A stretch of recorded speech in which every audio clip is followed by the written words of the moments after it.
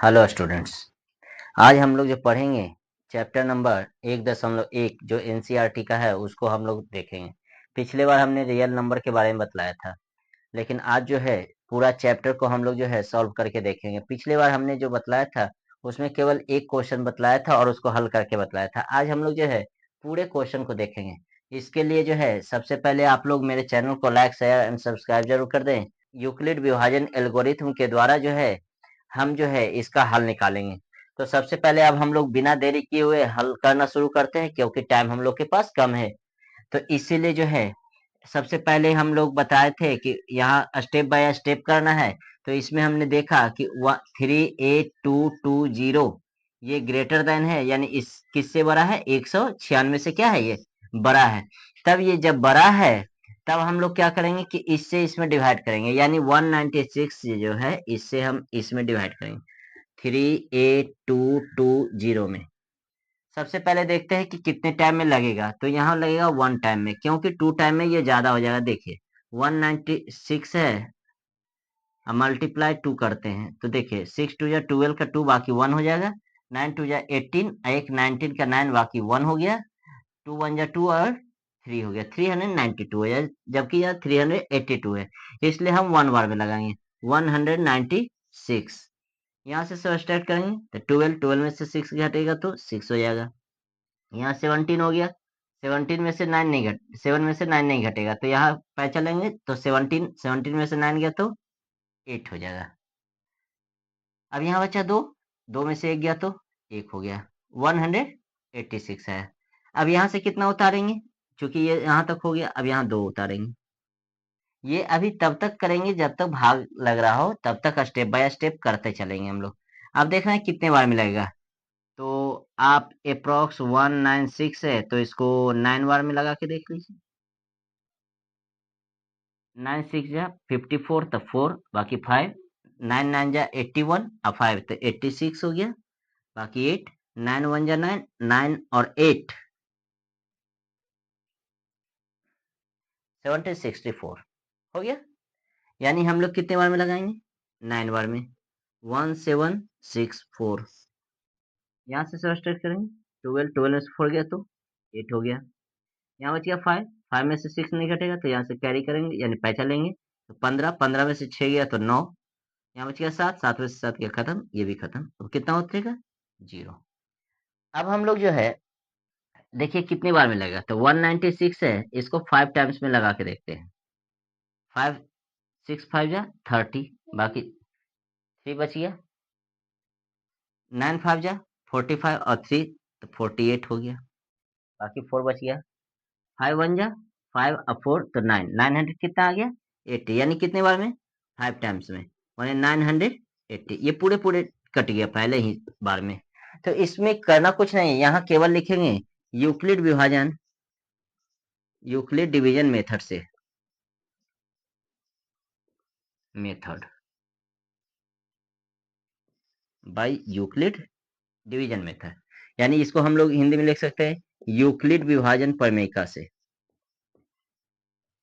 विभाजन एल्गोरिथम भी कहते हैं इसको हम लोग, एल्गोरिथम से, है ना। यहाँ फर्स्ट स्टेप लिखेंगे, फर्स्ट स्टेप में क्या होगा, तो यहाँ देखेंगे 3, इसको बोले थे कि हम लोग बी के रूप में रखेंगे, क्योंकि एल्गोरिथम जो है विभाजन एल्गोरिथम कहता है, यूक्लिड विभाजन एल्गोरिथम कहता है ए बराबर क्या होता है, बी। तो यहाँ पर देखिए ये कितना है, 765, यहाँ कितना है, 867। यदि 4 टाइम्स करते हैं तो ये ज्यादा हो जाएगा, इसलिए हम लोग कितने टाइम लगाएंगे, 3 टाइम्स में 765। सब्ट्रैक्ट करिए, 7 में से 5 गया तो 2, 6 में से 6 0, 8 में से 7 1, इतना हो गया। तो यहाँ पर हम लिखेंगे यूक्लिड विभाजन एल्गोरिथम कहता है, यूक्लिड विभाजन एल्गोरिथम कहता है ए बराबर क्या होता है, बी क्यू प्लस आर होता है।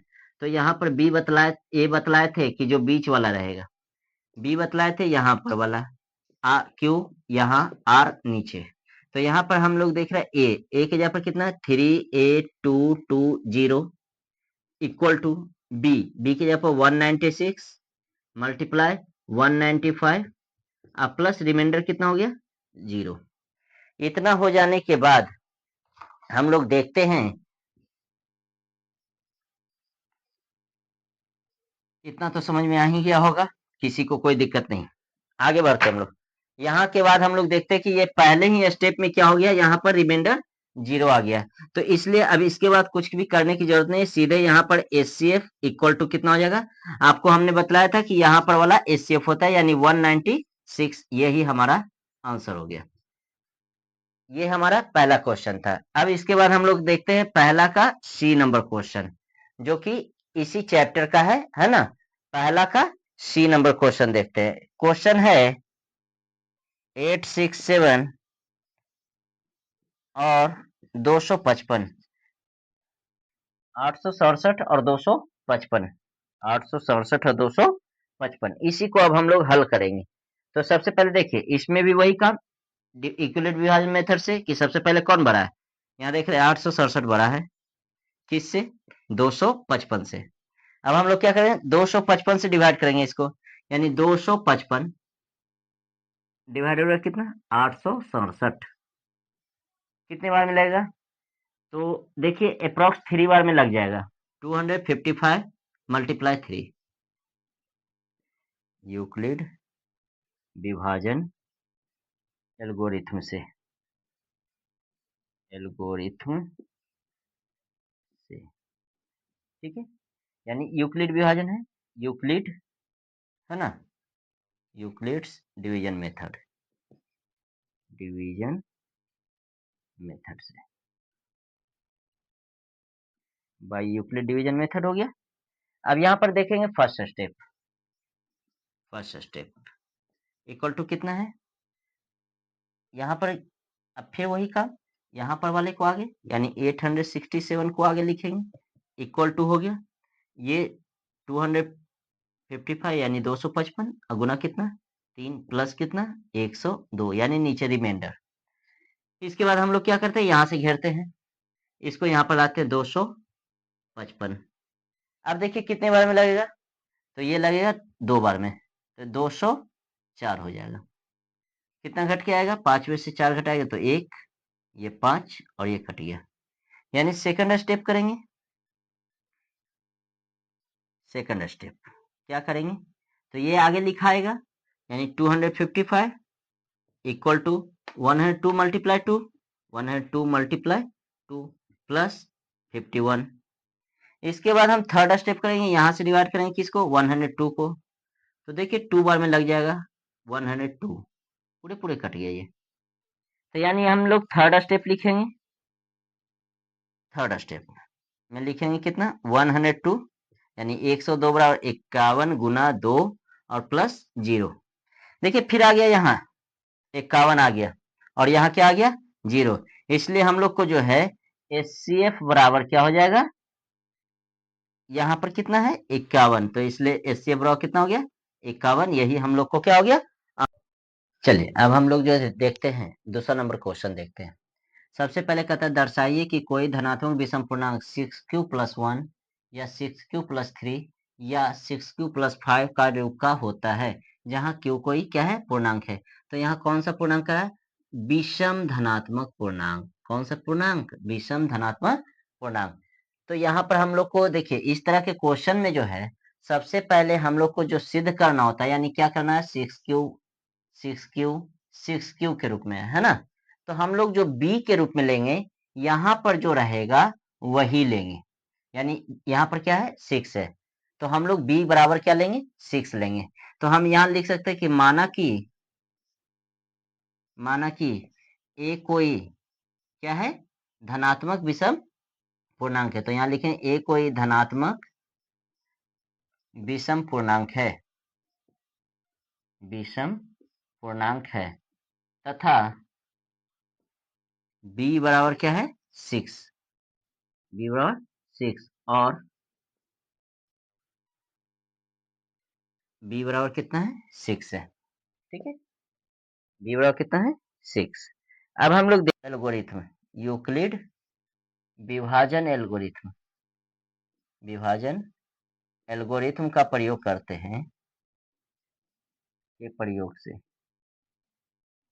क्या जानते हैं हम लोग, a बराबर क्या जानते हैं बी क्यू प्लस क्या जानते हैं, आर। तो यहाँ पर जब हम बी बराबर क्या मान लिए, 6 मान लिए, तो बी बराबर जब 6 मान लिए तो यहाँ पर हम कह सकते हैं चूंकि आर जो होगा कहाँ से वैरी करेगा, आर का मान जो होगा जब यहाँ पर 6 है, यहाँ पर क्या है 6, यहाँ पर 6 है, तो आर का वैल्यू हमेशा जो है या तो 0 से बड़ा या बराबर होगा या कैरी करेगा कहाँ तक, बड़ा या बराबर होगा किसका, 5 का।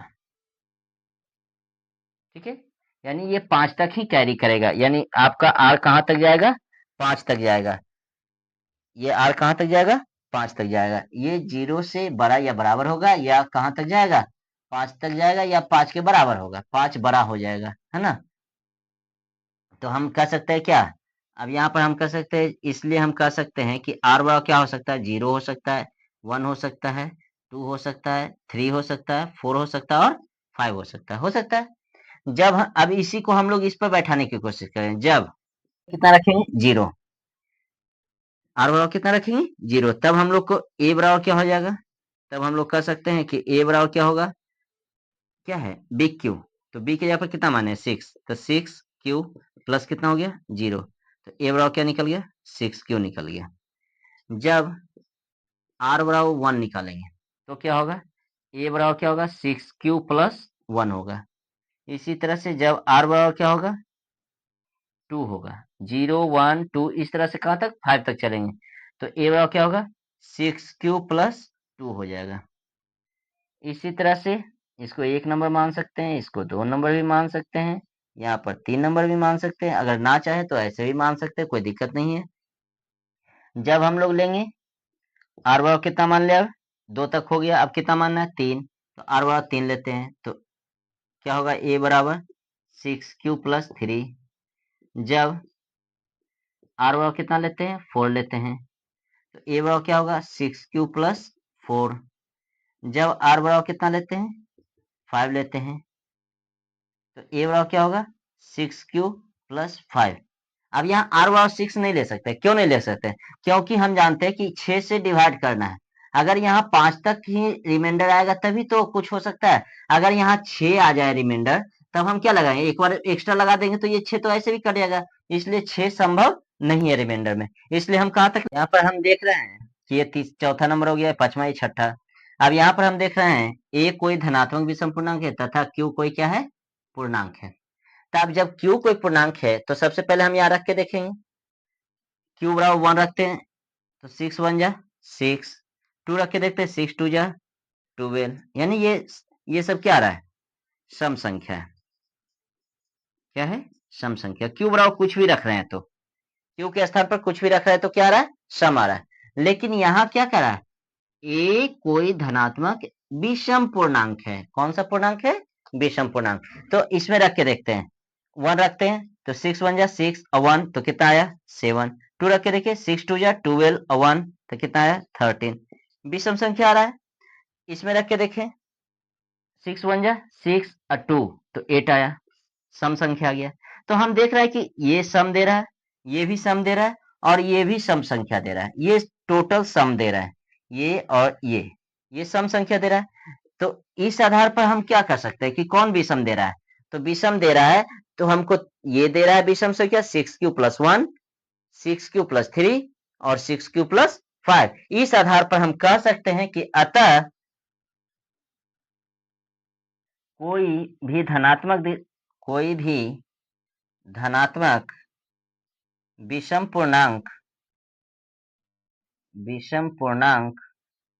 कौन से रूप में हो सकता है, 6 क्यू प्लस 1, यानी 6 क्यू प्लस 1, है ना, 6 क्यू प्लस 3, 6 क्यू प्लस 3 या 6 क्यू प्लस 5 के रूप का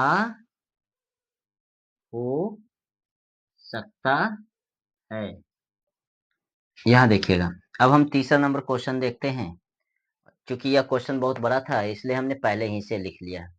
क्वेश्चन कह रहा है, किसी परेड में 616 सदस्यों वाली एक सेना की टुकड़ी को 32 सदस्यों वाली एक आर्मी बैंड के पीछे मार्च करना है। दोनों समूहों को समान समूहों वाले स्तंभों में मार्च करना है। यहाँ ध्यान रखिएगा, समान समूहों वाले स्तंभों में है ना, मार्च करना है। उन स्तंभों की अधिकतम संख्या क्या है, अधिकतम संख्या क्या है जिसमें वे मार्च कर सकते हैं। सबसे पहले बात याद रखिएगा कि जब भी कभी क्वेश्चन में अधिकतम कहे, अगर क्वेश्चन में अधिकतम कहे, अधिकतम या कह दे सबसे बड़ा, बड़े से बड़ा, बड़े से बड़ा, इस तरह की बात कर दे, तब जो है इसको हम लोग इंग्लिश में कह सकते मैक्सिमम, या सबसे बड़ा कह सकते हैं, मैक्सिमम जो सबसे बड़ा हो उसको कह सकते हैं। तो जब इस तरह की बातें कह दे तो सबसे पहले इसमें हम लोग को एचसीएफ निकालना है, कुछ भी बिना सोचे समझे।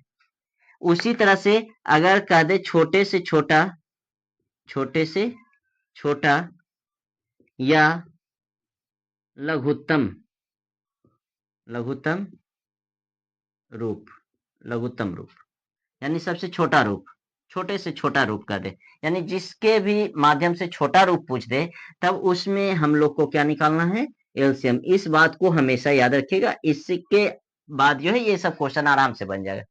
तो सबसे पहले देखते हैं यहाँ क्या क्या है, अधिकतम संख्या क्या है। तो अधिकतम जब कह दिया तो हम लोग को क्या निकालना पड़ेगा, एचसीएफ।